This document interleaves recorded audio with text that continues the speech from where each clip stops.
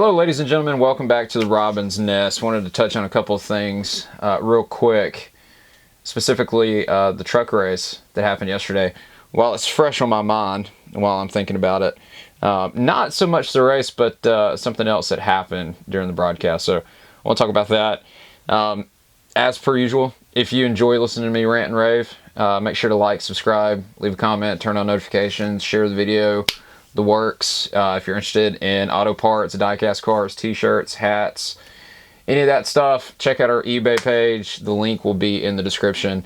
We have all kinds of cool stuff, man, like old NASCAR hats, old NASCAR t-shirts, jackets, the works, and we've got some auto parts as well. So make sure to check that out. But without further ado, let's get into it.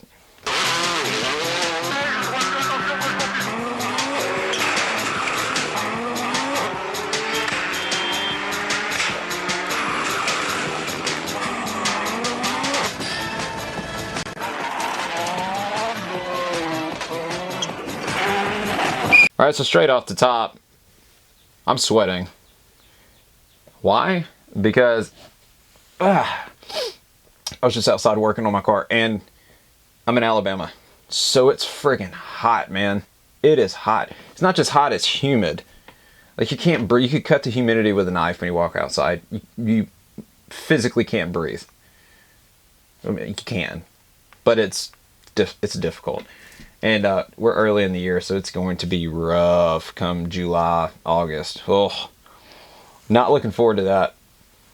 So, the Cup Series is racing at Wilkesboro this weekend. Trucks are racing there as well, and so is the Cars Tour. And I want to talk about the Cars Tour real quick.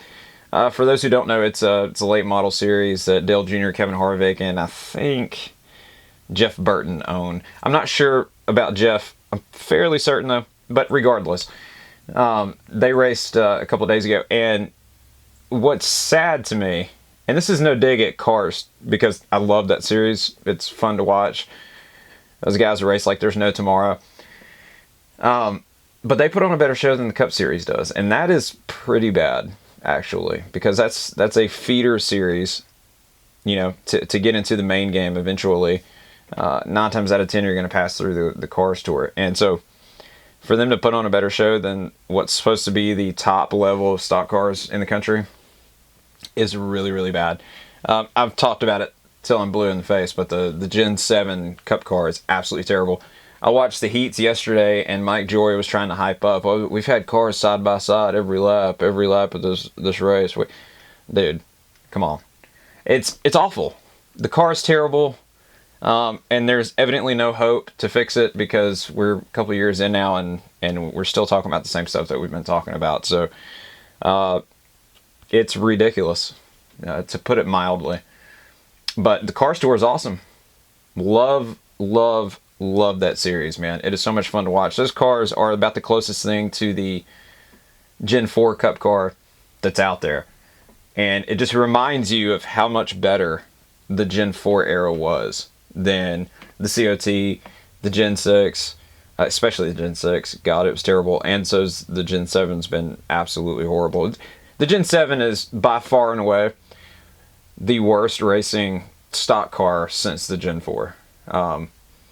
The COT was about the ugliest car that was ever built, but at least it raced better than this crap that they have now, which is really saying something. So I hate it. But the truck race yesterday, so I made a post about this, and I've never really talked about it out in the open, but I want to talk about it. So Jamie Little, Michael Waltrip, and Ryan Blaney were the commentators. And so Jamie Little, I've watched and I've listened to her since she was doing Supercross years and years and years ago. And then she left that and she moved over to NASCAR as a pit reporter. And then for some insane reason, they decided to take her off of pit road and put her in the booth to replace what's his face? I can't remember his name. It'll come to me in a minute. But I just don't understand, because she has no emotion. She sounds like she's reading a script. She's wrong a lot. She constantly brings up things that are completely irrelevant, that have nothing to do with what's happening on the racetrack. She tries to cut jokes that are just corny and like cringe. And here's the thing, she is a fantastic pit reporter. Fantastic. She was great in Supercross. There are a lot of people who are really good at, because as a pit reporter, you're basically like a journalist. Like, you're running up and down pit road, chasing the stories, constantly interviewing people. Whereas in the booth, you're just standing up there, you've got a producer in your ear constantly while you're trying to document what's happening on the racetrack in front of you. It's two totally different things. And she's shown no ability to be able to call races in the booth. It's Marty Reed, I think, is like the gold standard on how to be terrible at your job as far as a commentator goes in NASCAR. And she's trying to take that mantle away from him. So it's not good.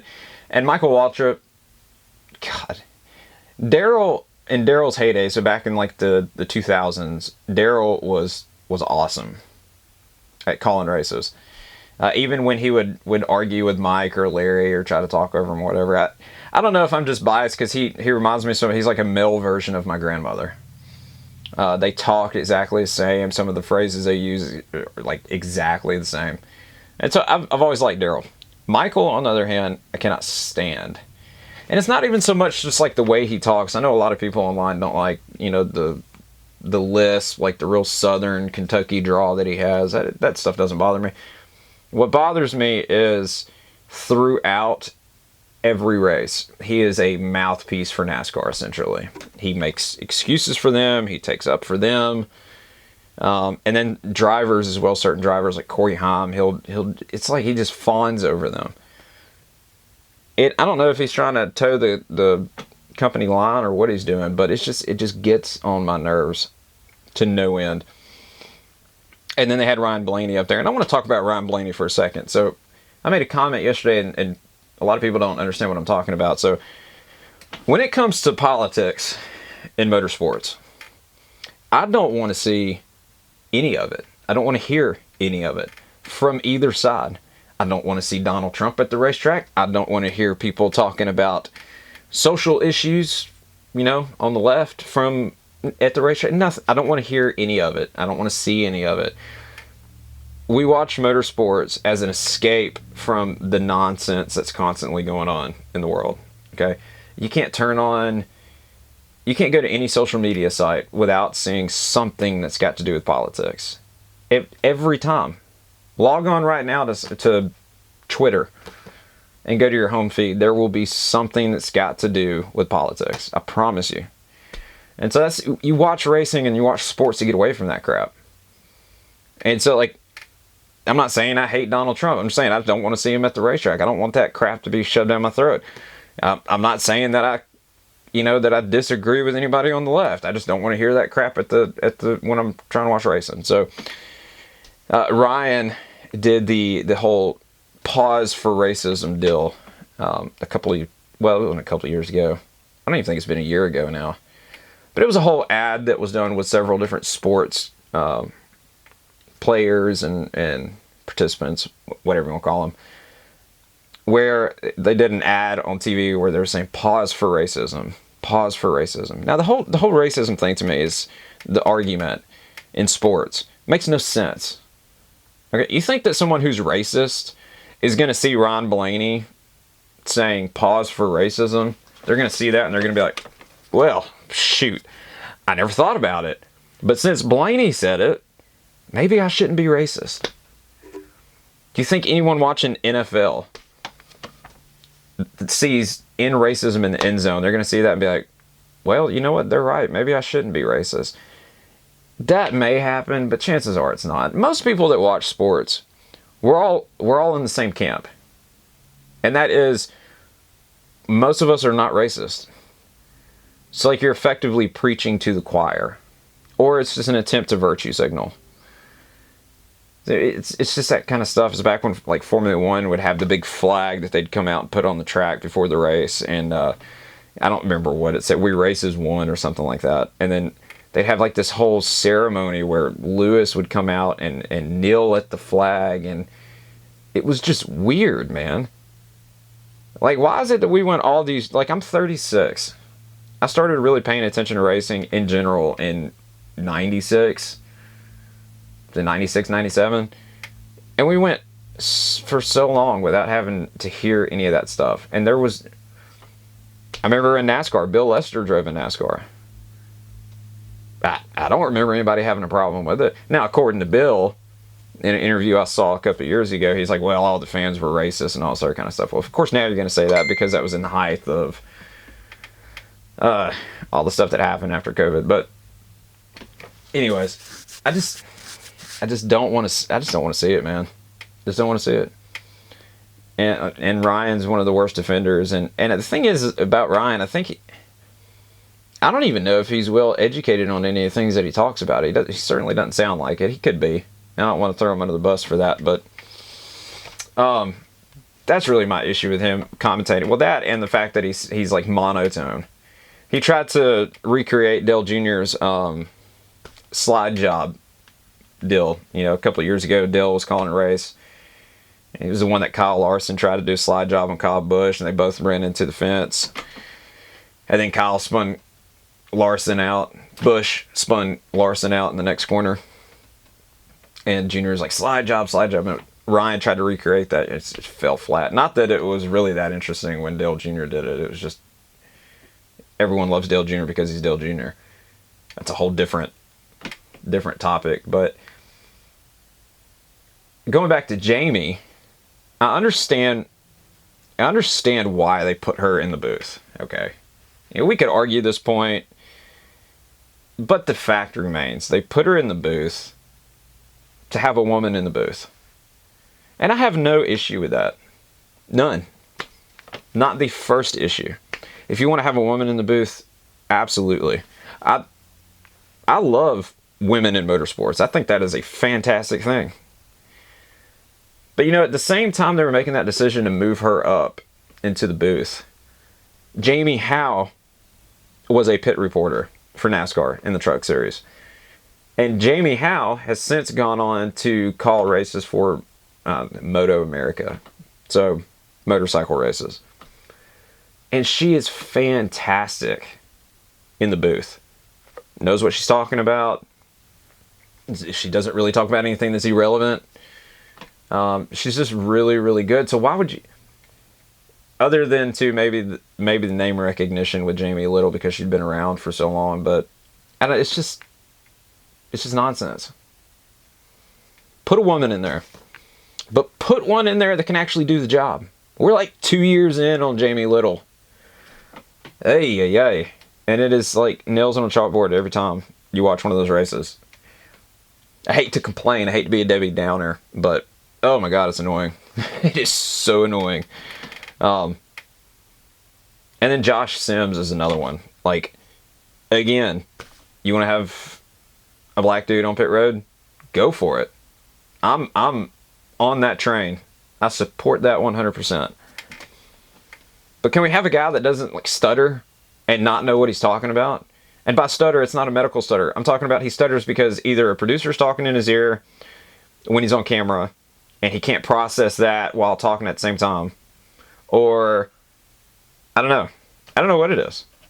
But he seems, every time he does an interview, he seems lost. Like he doesn't know what to ask somebody. And that's just a fact. That's what happened yesterday after the truck race. Like when he went to interview Lane, it was... Or when he was Corey Haim's a better example. When he was following Corey down pit road and he just kind of like, he might as well said, I don't know what to ask you, and shoved the microphone in his face. I just, let's just get some people who are competent. I don't care what color, what sex they are. I don't care. Just like, I shouldn't have to mute the TV and turn on MRN's coverage because y'all forgot. And Fox, by the way, used to win awards for their coverage of NASCAR.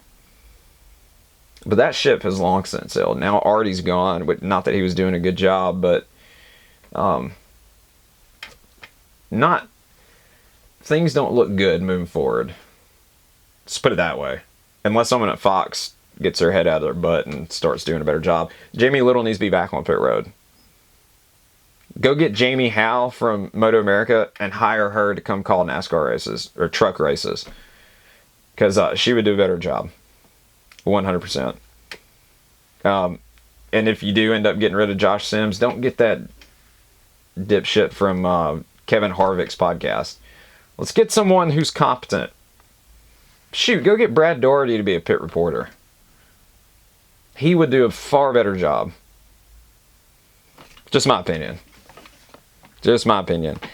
So I don't know if y'all saw it or not, but yesterday IndyCar made a post on YouTube, or made a video of Marcus Armstrong's crash. He crashed in practice yesterday morning, and they put the title something to the effect of, "Did the driver survive the big wreck?" Okay. Now, I posted about it at the time, and I commented on the video. And I was like the first person to comment on it, and they ended up changing it. But I got a screenshot of it. You can see it here. I'm trying to understand the behind the scenes of what went into this video being posted with that title. Like, were the normal social media team members like not awake yet? Were they at home? Were they off for the day? And so we hired some kid to come in here and do it? Because these drivers are going off into the corners at 230 mile an hour plus. Scott McLaughlin just wrecked about an hour ago. It was a horrible crash. These guys could easily get hurt. It doesn't matter how safe those cars are. At 230 mile an hour, I'm going to stop hitting the microphone. At 230 mile an hour, you drive off into these corners, man, the car could take off if you spin out and get in the catch fence. Colton Herta proved, I mean, you could hit the top of the car up against the wall. If you hit that hard enough, that's going to do some damage. Anything could happen, okay? And these guys could get seriously hurt. Look at Robert Wickens a couple years ago. The cars haven't changed that much from when Robert was driving. And he just climbed up over another car and got into the catch fence and then hit a post, and now he's permanently disabled because of it. Now he's kicking ass in sports cars and stuff. He's back driving, and props to him. That's awesome. But the point is these guys could get seriously hurt. And for you as the series, as the official YouTube page of IndyCar, to post something like that, making a mockery, which is essentially what that was. You're making a mockery of their safety. Or someone commented and told me that it's like clickbait. And that's true. That's what it was. You know, Marcus was banged up, got carried out on a stretcher, but did the driver survive the big wreck? Like, what does that even mean anyways? The big wreck. This isn't Daytona or Talladega at NASCAR where we know there's a big wreck coming. So what is the big wreck? What? That just tells me that it was someone who normally doesn't do their social media, was in charge of it that day, and made a stupid mistake. And I don't know who it was, but they should not have a job with IndyCar anymore after that. If I was Marcus's family and I saw that, I'd be hot, man. I'd be hot. Hard to handle. But I don't know, man. Someone should lose their job over that. In my personal opinion. But I've got no control over that, but that's just that, man. I think that's the way, rather than allowing these people to just, oh, I'm sorry, shouldn't have done that. When you put it out there in the public for millions of people to see. It's the Indianapolis 500 month of May. Yeah, there's millions of people tuning in and watching and following and so on and so forth. So yeah, it's just nonsense. To keep it from happening again, someone should be let go.